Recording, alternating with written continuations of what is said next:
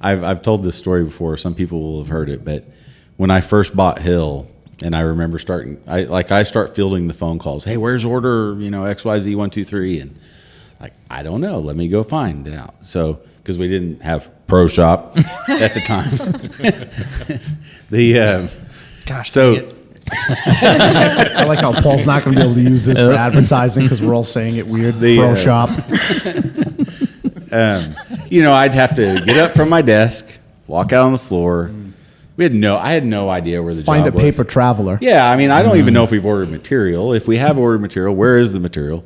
Have we cut it? Where is it in the process? So it'd take me, anywhere from an hour to 2 hours to respond to that customer, to get all the answers I need, to call back and say, next week, And when you did find the job on the floor and you go talk to that operator and they'd say, hey, customers called about this order. It was due today.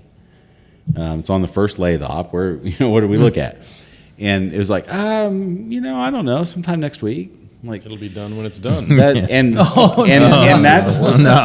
was, you just nailed seemed to be an acceptable answer. If my daughter told me that, right, answered me that way about a chore at home, hey, when you get your room cleaned, whenever I get my room cleaned, Dad.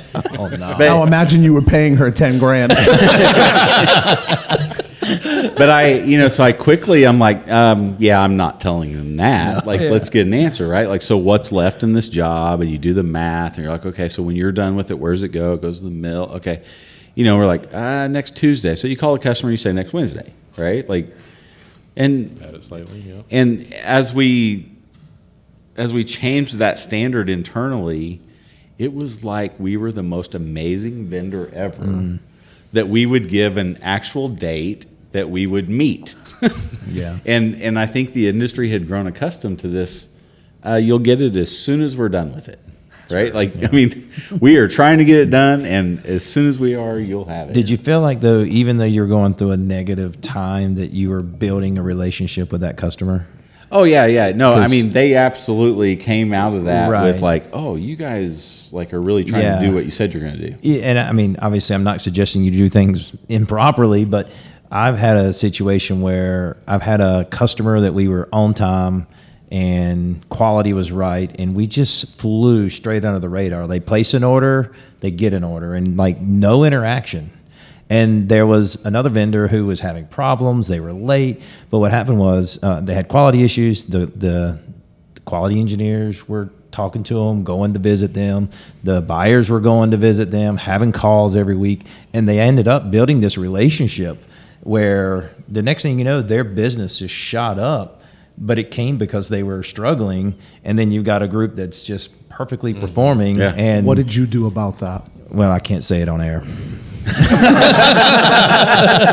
You went to somebody's house? No, what did you do inside of your company? That should have been a good lesson. Yeah, I think the biggest thing for us was just communication back to that customer. Yeah. It's just it's proving. Did you that. systemize your communication? So don't ask me difficult questions. No. So what do you mean by that?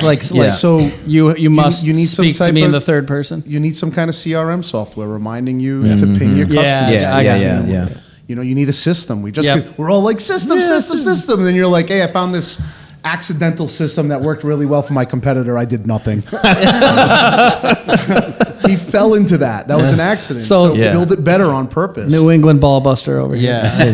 But that goes back to the original What do you think? question. I'm doing it. Yeah. I love it. How do shops differentiate themselves? And it's tools and processes, right? It's investing. When you're investing back in your business, one, are you setting those guardrails for your company and your team members to know when to communicate, when to be direct? And then also communicating and educating your own team members as the value of these systems that you're putting in.